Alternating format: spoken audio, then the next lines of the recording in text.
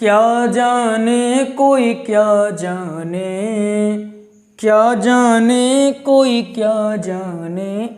अरे स्टार्ट हो गया क्या? जय जय श्री राधे श्याम।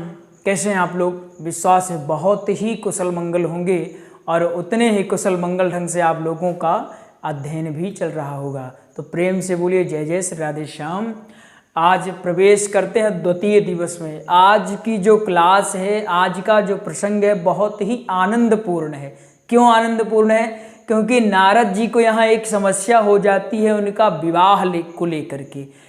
विवाह को लेकर क्या समस्या होती है हम सब कुछ जानेंगे। आज हम द्वितीय दिवस में प्रवेश कर रहे हैं, आप लोग नोट कर लें। इससे पहले थोड़ा जान लें द्वितीय दिवस के बारे में। हमने पूर्व में क्या पढ़ा है? 2 श्लोक पढ़ चुके हैं, ठीक है। तो वो श्लोकों को हमें मान के चल रहे हैं, आप याद कर रहे होंगे।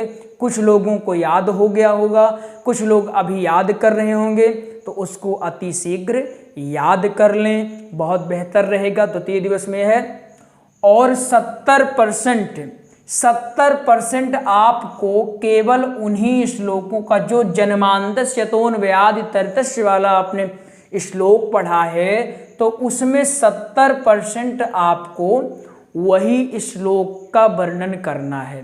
द्वितीय दिवस की क्लास में 70% आपको वही श्लोक का वर्णन करना है, उसी की व्याख्या करना है आपको।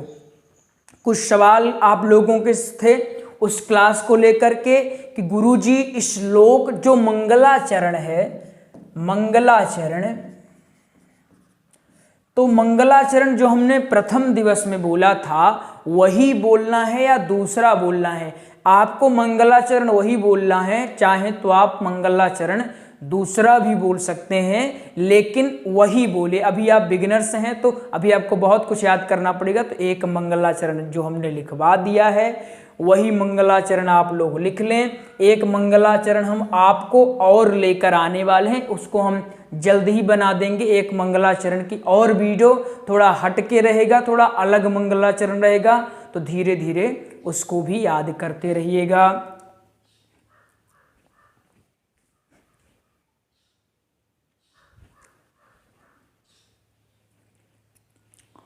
तो ये बातें क्लियर हो गई कि मंगलाचरण आपको जो आपने पहले दिन में बोला था वही बोलना है, ज़्यादा परेशान नहीं होना है। यानी जो भी आपके सवाल हों आप उनको कमेंट बॉक्स में बता सकते हैं, तो हम उसको देखेंगे और सॉल्व करने का प्रयास करेंगे।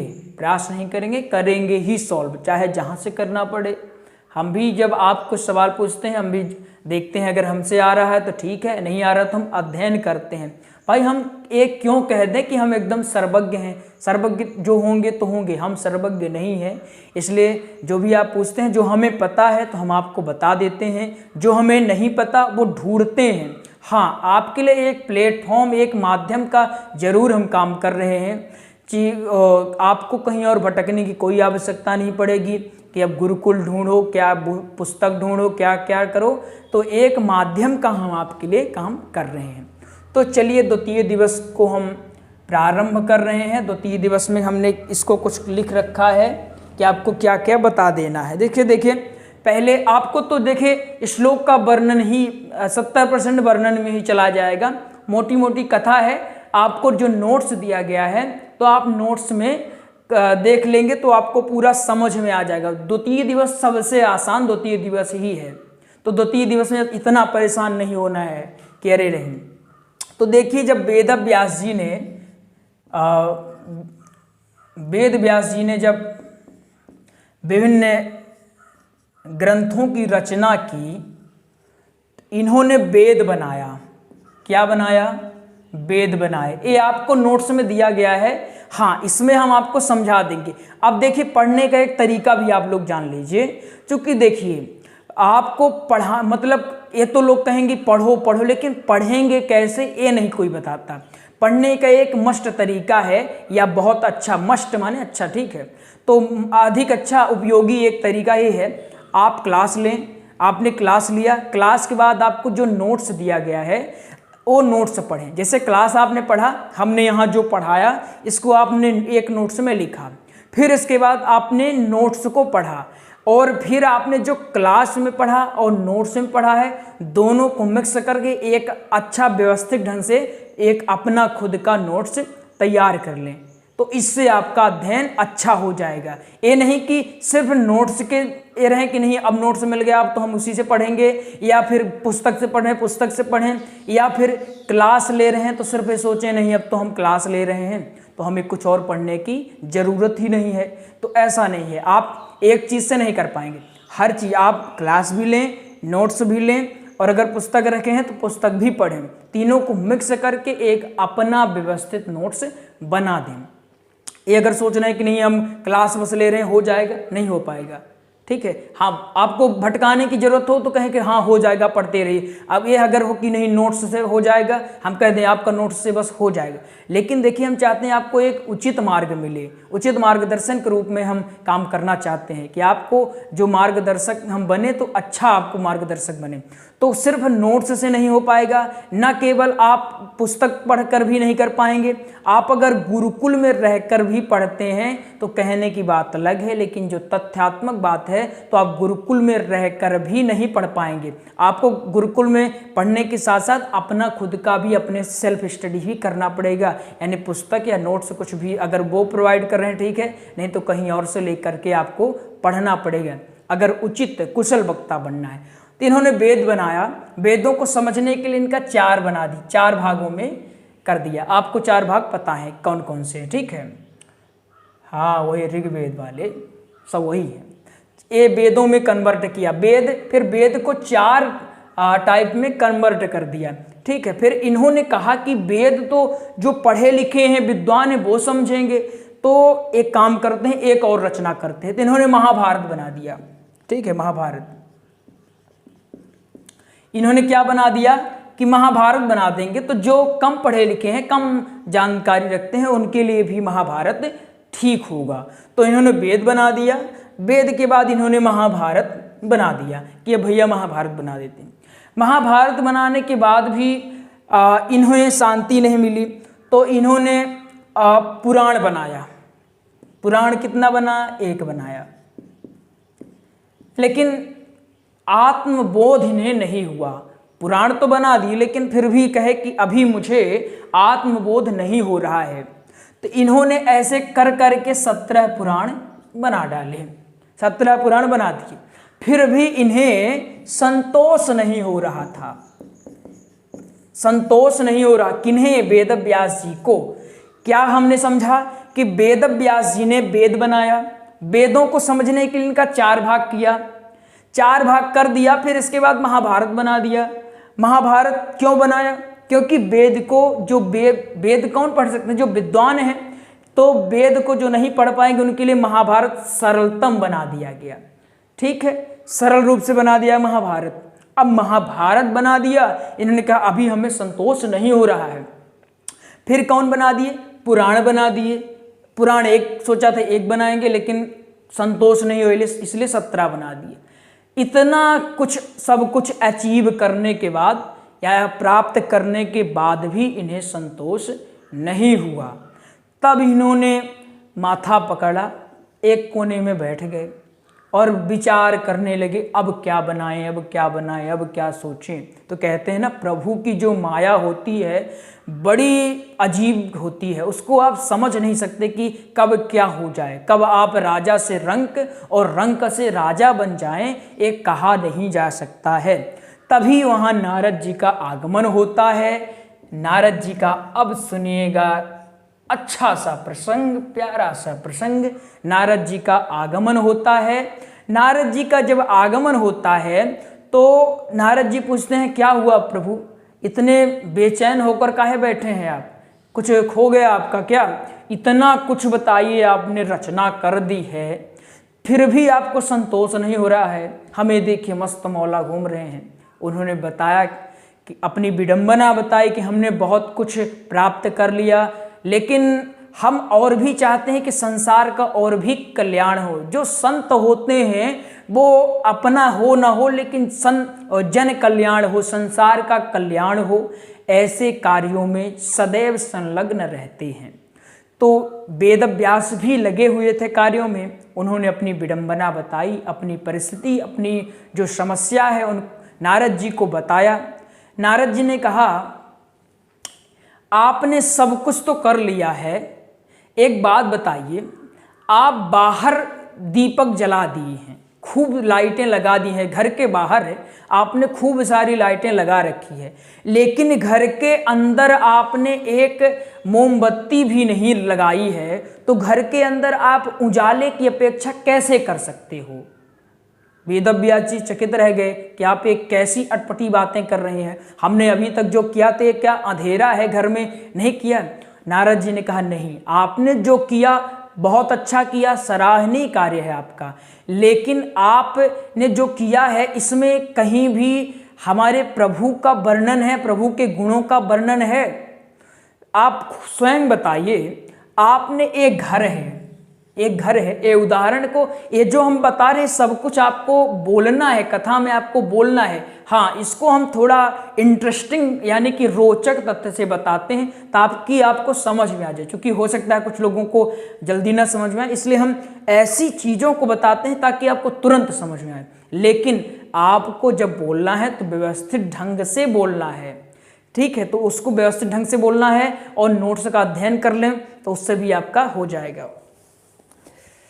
हाँ, गर्मी तो बहुत ज़्यादा है, ठीक है। चलिए हम यहाँ देखिए, मान लीजिए ये आप एक मकान है, आपने यहाँ पूरी लाइट लगा रखी है, लाइटें बड़ी महंगी महंगी लाइटें लगा रखी है, लेकिन यहाँ एक मोमबत्ती भी नहीं लगाए कि मोमबत्ती लगा दें, तो क्या, और पूरा बंद है घर, तो क्या आप इस यहाँ उजाला आपको मिल सकता है? जब यहाँ मोमबत्ती लगी नहीं है तो यहाँ आपको उजाला नहीं मिल सकता। उसी प्रकार नारद जी कहते हैं, आपने वेद बनाया, महाभारत बनाया, पुराण बनाया, वो भी 17 पुराण बना दिए, कोई छोटी बात नहीं है, बहुत भाषाओं में गुणानुवाद इनका हुआ है, लेकिन कहीं भी प्रभु के नामों का वर्णन नहीं है। तो आप बताइए, जब प्रभु के नामों का वर्णन नहीं है तो कैसे आप मन की शांति की अपेक्षा कर सकते हैं? यहाँ अंधेरा से मतलब मन की शांति है।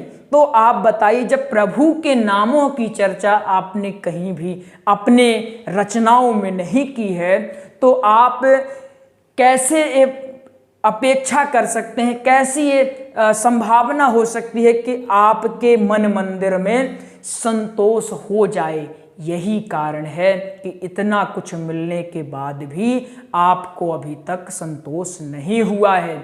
यही हमारे साथ भी होता है, हम बहुत कुछ धन जुटा लेते हैं, बहुत कुछ प्राप्त कर लेते हैं, लेकिन उसमें हम भगवान के नामों का सुमरण करना भूल जाते हैं। जब तक कुछ नहीं मिलता है तो हम, अरे प्रभु ये मिल जाए तो हम ये कर देंगे, ये अगर हमें नौकरी मिल जाई तो हम कम से कम आपको 10 किलो लड्डू चढ़ाएंगे, आपको बता रहे हैं हर मंगलवार आएंगे आपके दरबार में। लेकिन जैसे ही नौकरी मिली तुरंत आप भूल गए, अरे नौकरी वहाँ जाने से थोड़ी मिली थी, नौकरी तो हम ऐसे मिल गई, हम पढ़ते थे, पूरी रात पढ़ते थे, घोट डाले थे, NCERT से लेकर पूरा हम सिलेबस एकदम रट मारते थे, तब हमें मिला है। तब प्रभु भी कहते हैं, अच्छा जब तुम्ही ने सब कुछ कर लिया है तो चलो हम थोड़ा अपना हाथ हटा लेते हैं। तो जैसे ही हटाए तो फिर आपको बीमारी घेर ली, पता चले आपका ट्रांसफ़र ऐसे जगह में हो गया जहाँ ऐसे मतलब आप क्यों जांच नहीं कर सकते हैं। आपने अगर कुछ अपने से करने की कोशिश की तो आपका तुरंत ट्रांसफ़र फिर से कहीं और हो जाएगा, वहाँ से ऊपर से अफसरों का आ रहा है आदेश कि ऐसा नहीं करोगे तो हो जाएगा। बीमारी घेरे हुए है, बच्चे आपका साथ नहीं दे रहे हैं, अनेक समस्याएं आपकी हो रही, बच्चे हैं भी, कुछ लोगों को ऐसे देखे धन तो बहुत है बच्चे ही नहीं हैं, या बच्चे हैं भी तो उनका मस्तिष्क काम नहीं करता है। तो ये समस्याएं कोई स्वाभाविक नहीं है। आप जब आपका समय खराब था तो आपने प्रभु को सुमिरन किया, प्रभु को याद किया, लेकिन जब समय अच्छा आ गया तो आप प्रभु के भूल गए, कह रहे प्रभु ने थोड़ी किया है तो हमने खुद कर लिया है। तो प्रभु भी कहते हैं चलो कुछ चमत्कार दिखा देते हैं। तो यही है हमारे अंदर असंतोष का कारण है, सब कुछ मिलने के बाद भी असंतोष है। अगर हमारा घर पहले छत नहीं था, पक्का मकान नहीं था, टीना झोपड़ी में रह रहे थे, पक्का बना तो लगा कि अब पक्का बन गया, अब चलो टाइल्स इसमें लगवा दें। टाइल्स लगी तो लगा चलो 2-3 मंजिला और करवा देते हैं। साइकिल थी, बाइक लिए, बाइक के बाद कार, लग्जरी कारें, धीरे धीरे अनेक इच्छाएं बढ़ती गई, लेकिन कभी समाप्त नहीं होगी, संतोष नहीं मिलेगा। तब नारद जी ने इनके सुझाव दिया, आप कुछ ऐसा रचित कीजिए, कुछ ऐसा विधान बनाइए जिसके माध्यम से आप प्रभु के नामों का गुणानुवाद कर सकें। तब वेदव्यास जी ने कहा कि जब आप प्रभु आ ही गए हैं तो हमारा मार्गदर्शन करें। तब नारद जी कहते हैं, ये बात उस समय की है जब मेरी माता, नारद जी की माता दासी थी, तो मेरी माता दासी तो थी लेकिन संतों की बड़ी सेवा करती थी, प्रभु की बड़ी भक्त थी। तो जब मैं 5 वर्ष का था तभी से मैं अपनी माता जी के साथ संतों के साथ जाया करता था। वहाँ जो भी सत्संग हुआ करते थे मैं उनको ध्यानपूर्वक सुना करता था और मेरी रुचि लगन धीरे धीरे बढ़ती गई, प्रभु के चरणों में मैं लीन होता गया। एक दिन जब संत हमारे यहाँ से जाने लगे तो हमने कहा संतों के पीछे हम भी चल दिए। तो संतों ने कहा नहीं बेटा, आप अभी मत आओ, क्योंकि आपके पास एक जिम्मेदारी है, आपकी बूढ़ी माता जी हैं, अगर आप चल दिए तो माता जी हमें बहुत गालियाँ आएंगी, इतनी गाली देंगी कि बताओ पूरे दिन महात्मा यहाँ थे और खाए पिए अच्छा, सेवा करवाए और जाते जाते हमारा पुत्र, एक इकलौता पुत्र था, उसे भी लेके चले गए। तो देखो बेटा, हमें गालियाँ नहीं सुननी है, आप एक काम करो, जाओ माता जी से आदेश ले लो, तब चलो हमारे साथ, या फिर जब माता जी यहाँ से चली जाएं तब मेरे पास आना। और उन्होंने एक गुरु मंत्र दे दिया। तो वो आप बोला कि आप इसी गुरु मंत्र का जाप किया करना। नारद जी को एक गुरु मंत्र दे दिया, किसी गुरु मंत्र का जाप किया करना। तो नारद जी अपनी माता जी के पास जाते हैं। हम साथ साथ समझाने का भी प्रयास करते रहेंगे, क्योंकि फिर एक बार बताना समझाना समय ज़्यादा लगता है, इसलिए समझाते भी चलेंगे। तो माता जी को नारद जी ने कुछ नहीं बताया। तो नारद जी जो मंत्र उन्होंने दिया था, संतों ने जो मंत्र दिया था, मातृदेवो नमः, मातृदेवो नमः, ये मंत्र था मातृदेवो नमः। ये सब में अलग अलग दिया रहता है, लेकिन है मातृदेव, माता जी का ही है, तो ये सब में अलग अलग रहता है, इसमें आप परेशान ना होंगे। तो उन्होंने मंत्र दिया, जो संतों ने मंत्र दिया कि इसी मंत्र का जाप करना। नारद जी अकेले बैठे बैठे जाप किया करते थे। उनकी माता जी बहुत परेशान हुई, बोली कि मेरा बेटा कहीं बाबा बैरागी न बन जाए। आजकल जो होता है ना कि जैसे शहीद अगर देखना है, किसी को शहीद है या देश प्रेमी है, तो हम अपने घर में नहीं देखना चाहते, पड़ोसी को देखना चाहते हैं कि हमारे घर का बच्चा शहीद न हो, हमारे घर का बच्चा समाज सेवी न हो, अगर हो तो बगल वाले का, गुप्ता जी का बच्चा शहीद हो जाए, गुप्ता जी का बच्चा बैरागी हो जाए, लेकिन हमारे घर का बच्चा अच्छी नौकरी करे, यही हमारा ध्येय रहता है, यही है। इसीलिए तो धीरे धीरे आडंबर बढ़ता जा रहा है। तो यही हुआ नारद जी की माता जी के साथ भी। बोले कि भाई अगर ये बैरागी बन गया तो बड़ा घाटा होगा, ये कहाँ जाएगा, ना कुछ करता है, ना कोई धंधा, ना कोई रोजगार, लगा रहता है माला लिए जपता रहता है, पता नहीं क्या क्या बड़बड़ाता रहता है। बहुत खबर फैल गई। उनकी माता जी ने कहा कि हम विचार बना रहे हैं कि इसका विवाह करवा देते हैं, हो सकता है विवाह से इसका दिमाग ठिकाने आ जाए, जब बहू आएगी तो इसको अच्छे सुधारेगी।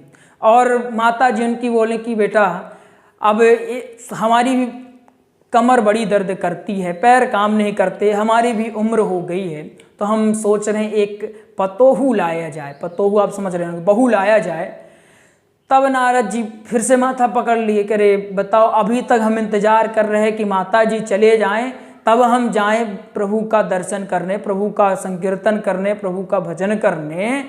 अब ये बताओ एक और समस्या लेकर आ रहे हैं, अगर देवी जी भी आ गई तो फिर देवी जी का भी इंतजार करना पड़ेगा कि एक कब जाएं। तब नारद जी ने हृदय में ही प्रार्थना किया कि हे प्रभु कोई उपाय निकालिए। तो माता जी शाम का समय था, अंधेरा सा, जैसे ही गाय को दुहने गई तो वहाँ एक सर्प था, उसी के ऊपर पैर रख दी, पैर रखते ही सर्प ने उनको काट दिया और माता जी का नमो नमः हो गया। तब देवर्षि नारद अंदर से तो बहुत प्रसन्न हुए कि चलो अब मुझे प्रभु की भक्ति का मार्ग मिल गया, अब मेरे मार्ग में कोई बाधा नहीं है। अंदर दिखावे के लिए थोड़ा रोए, क्योंकि बैरागियों का ऐसा होता है, उनका कुछ भी अपना नहीं होता। उनका मतलब आप देखेंगे जो बैरागी होते हैं वो अपने एक माला भी नहीं पहने होते हैं। अगर किसी ने कहा गुरुजी ये माला आपकी बहुत अच्छी लग, अरे लो हो गया, आप पहन लो इसको, अच्छी लग रही है इसीलिए कहते हैं ताकि गुरुजी दे दें। तो बस बोले कि बस हो गया। बैरागी मतलब उनका कुछ नहीं होता, कुछ अपना नहीं होता। तो नारद इसलिए ये मत सोचिएगा कि अरे माता जी का देहांत हुआ उनको तो रोना चाहिए। हाँ रोए, लेकिन दिखावे के लिए, वो रोए लेकिन दिखावे के लिए, क्योंकि संत ही यदि व्यथित होने लगेंगे तो जन का क्या होगा, समाज का क्या होगा। तब नारद जी निकल जाते हैं भक्ति करने के लिए। अब जंगल में वो प्रवेश करते हैं। एक जंगल में उत्तर दिशा में जो साधु संत थे उत्तर दिशा की ओर गए थे इन्हें छोड़ करके, तो नारद जी भी उत्तर दिशा की ओर चले जाते हैं। अब चलिए हम अगले भाग में जानेंगे कि क्या इनको प्रभु जी के दर्शन होते हैं या नहीं होते हैं, या किस प्रकार से होते हैं। द्वितीय दिवस हमें लगता है बहुत ही कम समय में हो जाएगा।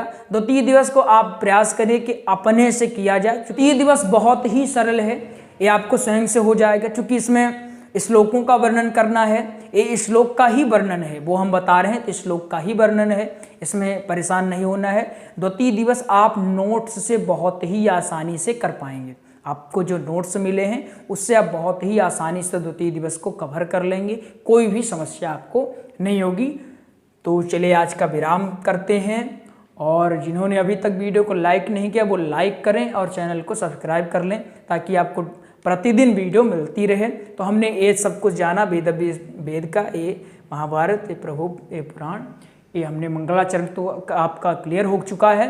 लगभग द्वितीय दिवस आपका सब कुछ कवर ही है। थोड़ा सा इसमें और जो बचा है उसको हम बताएंगे। अभी आपको केवल श्लोकों का वर्णन में ध्यान देना है, श्लोक का आपको वर्णन कर देना है, और संकीर्तन भी इसमें दी है, उसको आप कवर कर लेंगे और अच्छे से अध्ययन करिए। और यदि कुछ समस्याएं हुआ करें, यदि आपको कुछ समझ में नहीं आया तो आप कमेंट बॉक्स में कमेंट अवश्य किया करिए, ठीक है। हम पूरी तरह सबका कमेंट देखते हैं और सुलझाने का प्रयास करते हैं। तो ऐसा नहीं, आप ये मानिए क्लास में ही हैं, और एक हम स्पेशल क्लास की व्यवस्था कर रहे हैं। जल्द ही स्पेशल क्लास आएगी जिसमें आप टेस्ट दे पाएंगे, क्योंकि अभी जिस तरह से टेस्ट आपका लिए थे उस दिन, उसमें ना तो आप सही से टेस्ट देते हैं ना हम सही से ले पाते हैं, क्योंकि अब कोई नकल भी कर ले। ऐसी व्यवस्था कर रहे हैं ताकि आप मेरे सामने हो और हम आपके सामने हो, ऐसी व्यवस्था कर रहे हैं। तो चलिए मिलते हैं अगले प्रसंग में, तब तक के लिए जय जय श्री राधे श्याम।